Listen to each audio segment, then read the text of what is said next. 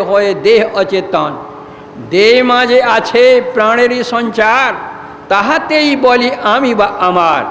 प्राण गेले चले होबे शवाकार, केवाकार कोथा रबे धन जन। आमी करी, हम हैं यह तो हम कहते हैं, लेकिन इतनी उम्र हम लोगों की हो गई, कभी अपने से भेंट हुई कि आप कौन हैं? हम यह हैं, कभी भेंट हुई?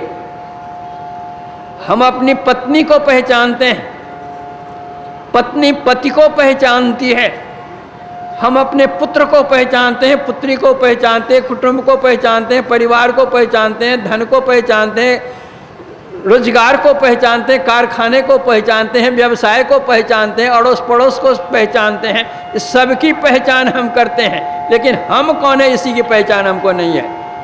इससे बड़ा आश्चर्य क्या होगा? को मैं आया कहां से? हम यहां इस संसार में आ गए, इस शरीर में हम आ गए, कहां से आए? एक ने एक दिन शरीर छोड़ना है, संसार छूटेगा, लेकिन जाना कहां है? यहां से हम लोग जहां कहीं जाना चाहते हैं, पहले ही विचार लेते हैं, सोच लेते हैं, मनन कर लेते हैं कि यहां से अमुक जगह जाने में इतने घंटे लगेंगे और इस सवारी से हमको जाना है।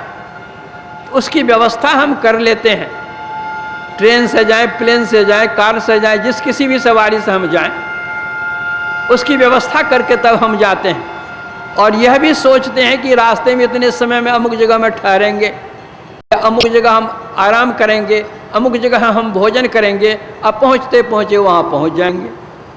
लेकिन जब हमारा शरीर छूटेगा तब हम कहाँ जाएंगे? कितने दिनों का, महीनों का, वर्षों का, घंटों का समय होगा वह पहुँचने का? रास्ते में कहाँ कहाँ हम रुकेंगे? रास्ते में हम क्या खाएंगे, क्या पिएंगे, कैसे रहेंगे? इस संबंध में कभी सोचा है? यहाँ तो हम घर में कुछ खा लेते हैं, टिफिन ले लेते हैं, कुछ पैसे भी ले लेते हैं और सोचते हैं ट्रेन में दे रहो, प्लेन में दे रहो, फल जगह रुक करके खा लेंगे। लेकिन शरीर छूटने के बाद का रास्ता कितना लंबा है, कभी सोचा है? गुरु नानक देव जी महाराज कहते हैं, जा मार्ग के गणे जाय न कोसा। वह इतना रास्ता लंबा है कि उसका कोस गिना नहीं जाता। गुरु नानक देव जी महाराज के जमाने में कोस था, आजकल किलोमीटर हुआ है। उपाय क्या है? तहाँ हरि के नाम सदा संगतोषा। वहाँ भगवत भजन जो है, प्रभु का जो नाम है, वही पाथेय है। जाएंगे सब, आए हैं सो जाएंगे, राजा रंक फकीर। एक सिंहासन चढ़ी चले और एक बांधे जाए जंजीर। जाएंगे सब, लेकिन एक सिंहासन पर चढ़ करके जाएंगे और एक बंधे हुए जाएंगे।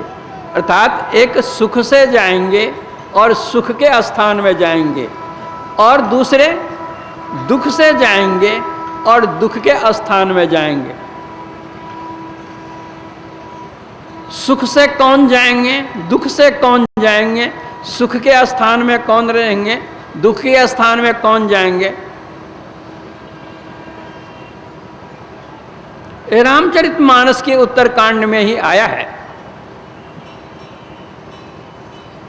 नरक सरग अपवरग निसेनी, ज्ञान विराग भगति सुख देनी। इस शरीर में जो हम हैं, इस शरीर से निकलने के समय निकलने के 3 रास्ते हैं। एक अंधकार का रास्ता है, दूसरा प्रकाश का रास्ता है, तीसरा शब्द का रास्ता है। एक नरक में जाने का रास्ता है, दूसरा स्वर्ग में जाने का रास्ता है, तीसरा बहिष्ठ में निजात में जाने का रास्ता है। जब हम कुरान शरीफ पढ़ते हैं तो कुरान शरीफ के अंदर में भी यही 3 बातें आई हैं। कुरान शरीफ के सूरे फातिहा में लिखा है, ऐ क़यामत के दिन का मालिक, मुझे सीधा रास्ता बतला, मुझे वह रास्ता बता जिस पर तुम्हारी महर हुई है, मुझे वह रास्ता मत दिखा जिस पर तुम्हारा गजब हुआ है। अब विचारने का विषय यह है कि अल्लाह परवरदिगार महान कृपालु हैं, दयालु हैं। जो प्रभु दयालु हैं, कृपालु हैं, वे क्या अपनी संतान को नरक देंगे? किसी को नरक देंगे, किसी को स्वर्ग देंगे और किसी को निजात देंगे? ऐसा कहीं हो सकता है? ऐसा लिखा गया तो क्यों? एक पिता के विपुल कुमारा, होई पृथक गुणशील अचारा। एक ही पिता के कई पुत्र होते हैं और सबके भिन्न भिन्न स्वभाव होते हैं। सब पर पिता ही प्रीति सम होई, सबके ऊपर पिता की प्रीति रहती है, स्नेह रहता है। तो फिर ऐसा क्यों?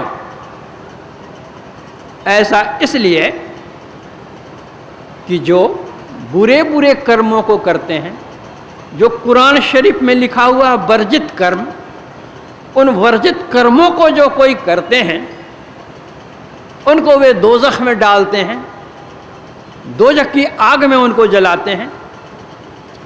और जो कुरान शरीफ के अंदर, धर्मशास्त्र के अंदर विहित कर्मों को करते हैं, वे बहिश्त में भेजे जाते हैं। वहाँ पर उसको आनंद का बाग मिलता है, नरक में तो आग मिलती है।